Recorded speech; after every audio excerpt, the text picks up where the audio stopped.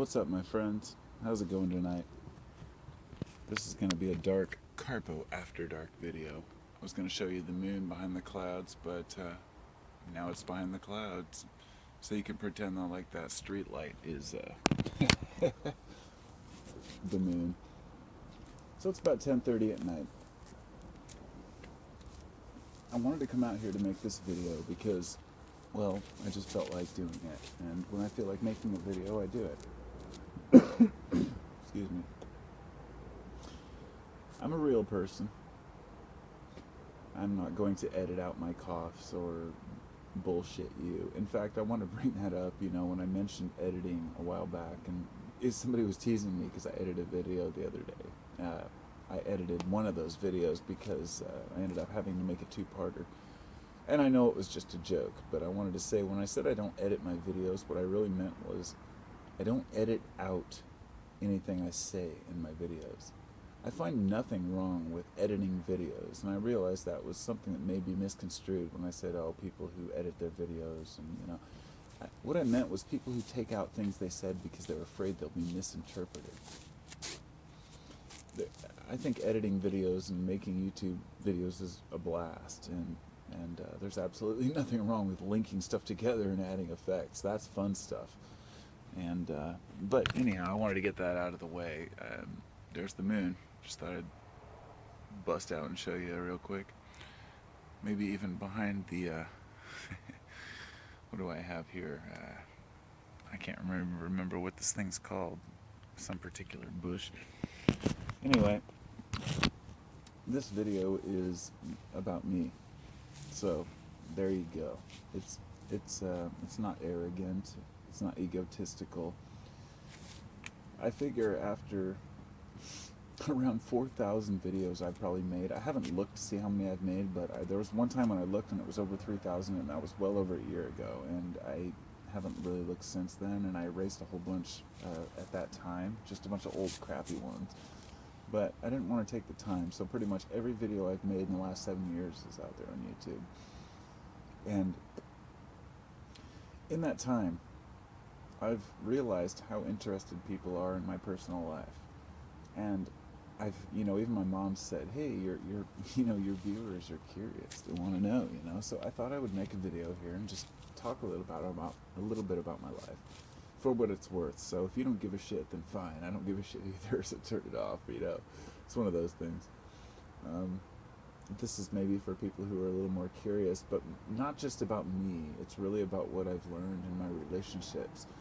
And what inspired me to make this video was I was thinking about my wife. Somebody was just left a comment on one of my videos earlier about how they asked me how much I make. I think it was Heisenseben, if I pronounced that right. I'm not looking at it right now. The images we have in our head of what her name is, I didn't really, sometimes I totally mispronounce something. Sorry, excuse me. He was asking how I, how much money I make in my herb business and how to start his or her own. I say, and that's the funny thing when I say his or her, because being a YouTuber, you don't really know whether your subscribers are all male or female, and it's really hard to identify and connect screen names to people names. And then if they become customers on my botanical site, then I have to worry about that name too. And then if they change screen names and all that, so I really want to know people, but I have a hard time remembering. My memory's not that great for names. So anyhow, that out of the way. He was saying how lucky I was to have a wife who was understanding, because I said that my wife does a lot of the work. I don't really make that much money in my herb business. I don't like to talk about money, but I'm not, I don't make a huge amount of money, and I'm doing my best, and I have all this angst and all these ideas. I guess maybe angst isn't the word, but I have all these ideas of things I want to do, but nothing that really comes to fruition strong enough to where I can make it happen. And being broke, I've considered starting a crowdfunding to go travel and look for new herbs and look at tribes and gather information. I have all these small ideas, but sometimes I really envy the people that have big ideas. So in the meantime, I've been kind of trying to find my place, And he said, "You're so lucky that your wife will let you do that." And he said, "Maybe I'll have time to do that once in my life." And I was like, it really got me thinking. It's something I consider often. My wife is the most awesome person in my life. I mean, everybody wants to say, of course, their kids are so great. My kids are the greatest thing. They're the light of my life. Sure, my kids are freaking awesome. I love my kids. I mean, but my wife, she sees things on a different level because she understands me. She doesn't just say, "Oh, you're my father." And she says, "You're my husband, and I'm willing to understand you." And if you're watching, Michelle, I love you to death, or if you're listening, I guess. But this is much easier to do in the after dark because I'm looking around at the moon, I'm looking at the trees outside here in the middle of the night, and I'm more inspired than staring at a fucking camera in a dark room, pardon me. But I'm just a human being. I grew up in the same world that all of you grew up in. And, my videos have been about so many different subjects, but really, I just have so much more that I really would love to just express, but it's very difficult to find the right time and place and the right audience. And, who gives a shit about my personal life was always my attitude. But then I realized how many people were interested when I talked about it. And then I started realizing I'm actually kind of interested in people's experiences, but not their lives. So I'm different. Just because I'm not interested in what people have to say in some cases doesn't mean that others aren't. And maybe it's a little bit of ego. Maybe it's a little bit of lack of ego. Maybe it's a little bit of me knowing that I am just like every one of you, and that I'm unsure of myself. I'm growing up in a world that I don't understand, regardless of what God you believe in or what fucking religious, position you take. It's all bullshit, in the long run. We're all just naked people, and I've said that over and over, but it's something that I really have to rub in because it's important. We're all just people who wake up in the morning and do the same thing. Perhaps we do it in different ways. It's not about what you do. It's about the fact that we're all people. I would say that we all have different days. Not all of us do the same thing in the day, but all of us have cycles of day and night. And that's one thing that every single fucking human on this earth shares. I guarantee you, I don't care who it is. If you live in a cave, fine. There's no day. But the day and night cycle, it's something that's it's universal. It's so black and white. It's so hot and cold. It's so yin and yang. It's so up and down. It's so left and right. It's so great and horrible. It's so good and evil. All of those opposites, metaphors, red and green, blue and yellow. You just go through all the motions of opposites and realize that every opposite cannot exist without its opposite. And it's not just some bullshit philosophy. It's the fact that we are a sum of our parts. Hot does not exist. Hot is a perception from humans. If we touch a stove, it's hot. If a piece of stainless steel drops on a stove, it's not hot. It's just warm, if anything. Whereas, some metal that melts at room temperature, it will dissolve, It's really all perspective, but more than that, it's subjective. It means that each one of us, as humans, we do share some certain qualities, and that means that most of us experience hot and cold on some level. And, that means that if you live in the desert, hot's going to be different than it is to the person in the city. But generally, you both freeze at a certain temperature, and you both roast at a certain temperature. The humans have to share this planet with one another, and it means understanding each other. So I don't want to get too far off track here. My point is here that there's going to be good and bad times. I don't usually mention people in my videos here, but Menthol Kratom made this video the other day, and hey bro, if you're watching, I know you watch my videos sometimes. I don't know how many you watch or if you'll be watching this one, but You made a video on love the other day, and I honestly, I'll be honest, I don't watch the whole thing. I usually don't watch the whole thing. Um, I can't listen to most people's vlogs. I'm not really that interested in rambles as much as other people seem to be interested in rambles. And that's just because I'm different. I'm all about knowledge as far as like science. I'm interested in like what's going on with understanding humanity and people, but not so much people individually. But I do listen to people. But maybe I'm just too stubborn. But you made a video about love and how love doesn't exist, and I know you just broke up. You said with your girlfriend, and I honestly didn't watch the whole thing. But the whole point I wanted to make was that being real, having a channel where you talk about shit and be real, that's what matters. You're telling it how you feel. It doesn't matter what other people think. But I just wanted to definitely say that there is true love, that love is something that is very difficult to explain. And I left a comment on his page. It was like the metaphor of Kratom, because he did Kratom reviews. And I said, imagine you've never had good Kratom in your life. You'd been taking some really crappy, half-assed Indonesian shit that some dude was selling you from some 1-year-old plantations, and maybe people who don't take Kratom won't follow this, but you've been taking this Kratom, and it works for an hour or so, it gives you a headache, and you think, this is what Kratom is, fuck it. And then one day somebody gives you a bag of some really good Meng Da. You try that, and you say, holy shit, Kratom is magnificent. What have I been missing all these years? I think that's what happened with you or him in love.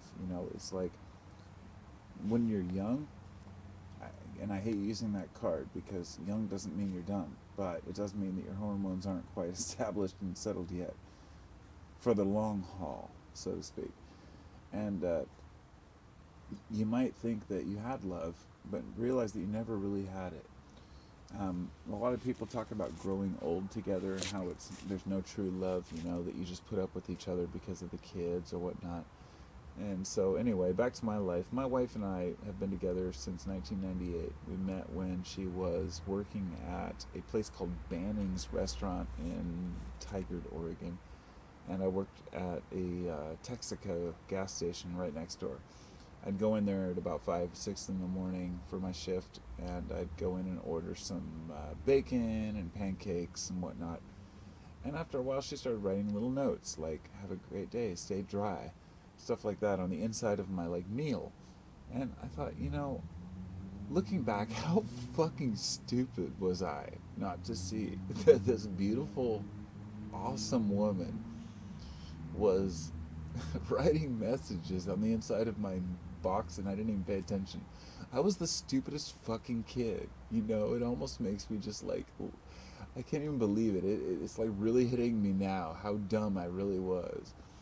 To have this girl writing messages on the inside, stay dry, oh, have a great day, smiley face, heart, winky, whatever it was, just like, I can't believe that I missed that and I wasn't paying attention.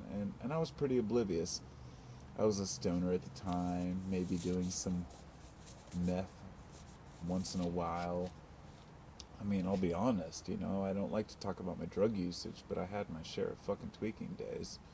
I had my share of cocaine days. I've had my share of everything days. I can honestly say I've never stuck a needle in my arm, and I never planned to. So that's one thing, it's not like I was just a junkie. I was very cautious, and I was always very, respectable and responsible with my drug usage. But looking back, I was like, was I just dumb? I guess I was just young, I was in my early 20s. I didn't know any better. So we got together when I was about 23, and I remember when we first got together, she told me she had a kid, and I was just absolutely blown away. She had a son who was like 3 years old, maybe almost 4, I think. And that's the age my middle son is now.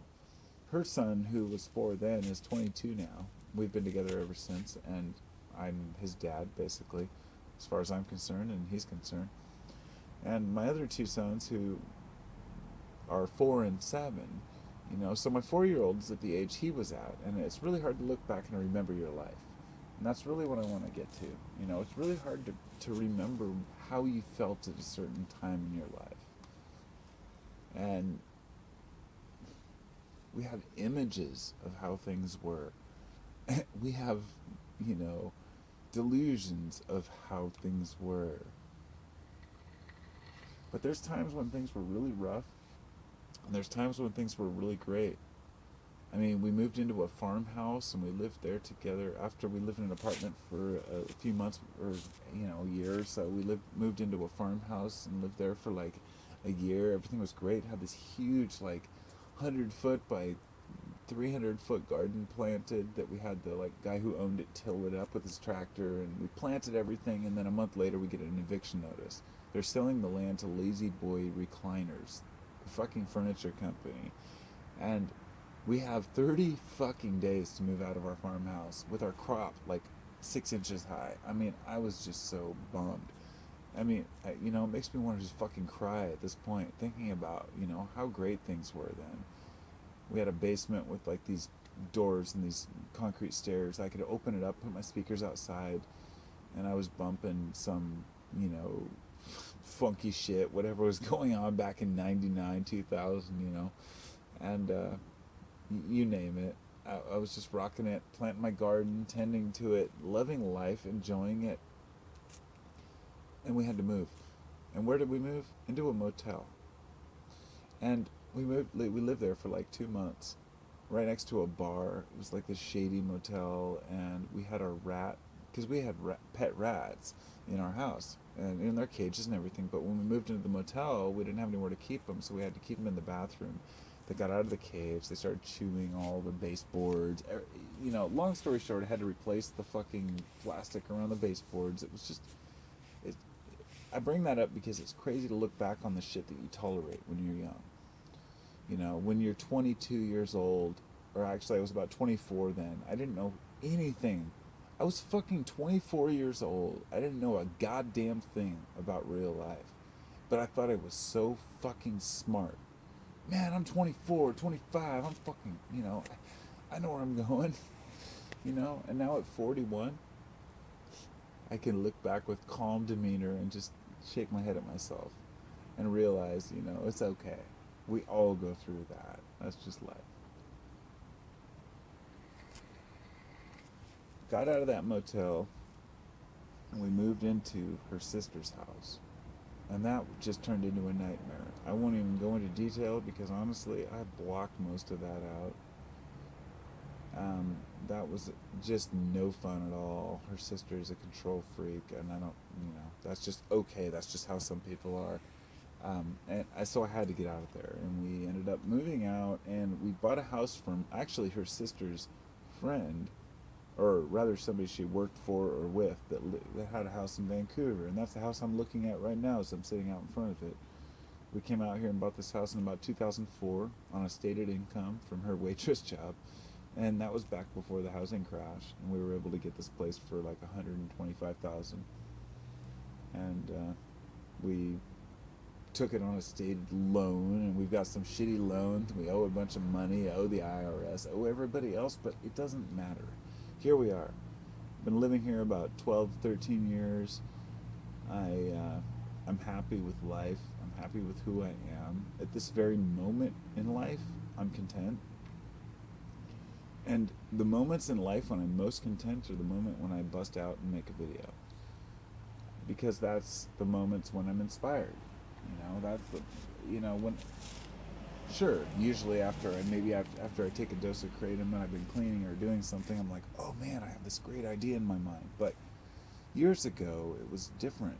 About 2 years ago, when I was working as a carpenter, I spent about, my whole 10-hour workday basically with headphones on, listening to Manly P. Hall or the Learning Company or whatever it is, the teaching company lectures, all these different philosophy lectures. I downloaded like tons of torrent files of just like everything you can imagine educational, Alan Watts and et cetera, et cetera. And I would say Alan Watts is probably I consider him to be like an introduction to philosophy.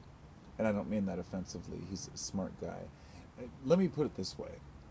For anybody who knows Alan Watts, and I'm not talking about Alan Watt, but Alan Watts, he died decades ago, but his type of Zen philosophy is the perfect philosophy to start out on and then move away from and laugh at, and then in the end come back to and realize that that's where it all started and that's what matters.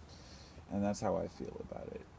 You want to be able to laugh at yourself and the world, but then take it seriously for a while and then come back to it. And that happens with family, friends, everything.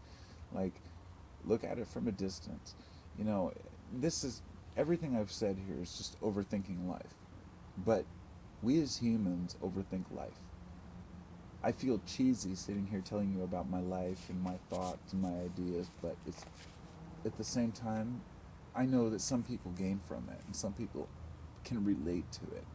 It's just like when I watch certain videos. But honestly, I don't have a whole lot of people that I look up to or listen to, so I'm kind of a loner in my philosophy world. There's only one person. There's quite a few channels I look up to. I like to listen to The School of Life. I can't remember the guy who made the channel, but he also is an author, and he can be a little grim at times, and he gets a little hung up on relationships, but he's very intelligent, and he totally understands what it means to be a human. So The School of Life is a great channel on YouTube that I would recommend. And the only other one that I would recommend that I haven't mentioned before is Aaron Gok. I'm sorry, Aaron Gok. I can never pronounce foreign names correctly. I know that he's just Australian, but Gok. Arongoch, I believe. And he's from Australia. He makes videos where he talks, and at first I was kind of turned off by the background music, the kind of floaty music, because to be honest, I might as well bring that up, because one of the things that bothers me about inspirational videos is that I can sit here with a black background and tell you about my life. And some people will be interested in that, but some people, if they're not captivated by a background, if they're not captivated by a video, they won't watch it. And there are some channels that have millions and millions of subscribers, but they're little 2-minute videos that pop up once a month and have some crazy, crappy animation. But earlier when I was watching one of those, I think it was called Life Noggin, I realized that that's okay. I love it. Because we are not captivated by just voice, but by voice and image. So in regards to that, I guess maybe I would be better off with a collaborator, collaborating with someone who maybe does visual stuff, and maybe, that's basically what they've done with all the Alan Watts videos and all the, Terence McKenna audio recordings. They've, put it to some psychedelic background and made it visual. In other words, what I'm saying is I'm starting to realize that that's what humans want. We want to be sucked in visually, but the reason why I have a black background here is because fuck the visuals. Don't be distracted by what your eyeballs see. It's about what your ears hear when you're talking about important issues. So anyway, I got way off track there, but my point was that Aaron Gok is a really good, he speaks from the heart, and I feel like he's my brother from another mother in a way, that we've known each other for a long time, and but I don't really write on that too much. In other words, I don't sit and obsess about trying to meet people that I know or anything. I've never had an interest in meeting anybody really that I've met on YouTube or the internet or elsewhere, because I'm not starstruck kind of person. Not that he's famous or anything. I'm just saying that people in general, I've never really had a desire to meet anybody that I've met on YouTube or anywhere else. And maybe that's my stubborn, arrogant nature, but I think that people are generally pretty cool.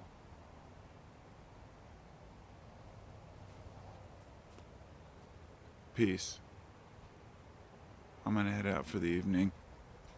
I'm gonna get on with what I got to do. Peace.